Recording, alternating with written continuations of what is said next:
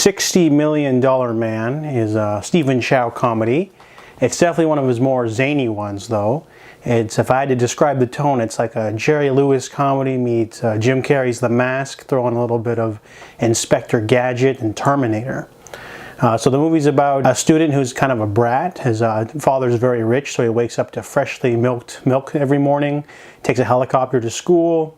He doesn't pay attention in class because his father is on the board of directors, so therefore he doesn't have to do any work. And I guess his life of affluence causes him to go out on the town with a Japanese mafia boss's girlfriend, and in retaliation they blow him up in his mansion.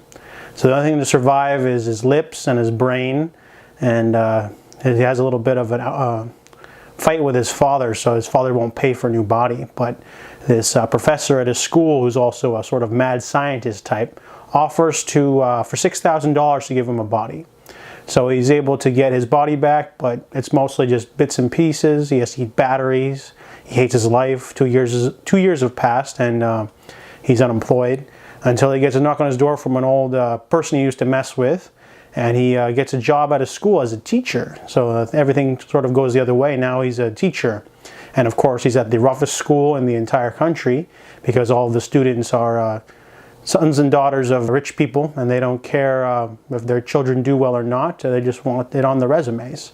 So he ends up getting wet and water ballooned and shot with paintballs on his first day, and the students are relentless, and he's just like, you know, sort of a half robot, or just kind of a crappy robot. And he basically hates his life, and he falls for one of his old classmates who's grown up now, and he ends up getting a super microchip that allows him to transform into wacky, all sorts of crazy things. So he decides to do that and go after this girl he likes.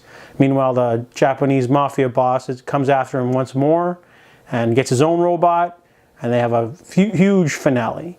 So this is one of Stephen Chow's more zany efforts, and I've seen like most of his films, but this one just like sort of takes the cake in terms of wackiness. It's all over the place. There's mad scientist stuff in here, and there's all sorts of gags. It just goes all out. It's absolutely gonzo, but I really enjoyed it though. So I give $60 Million Man a 7 out of 10.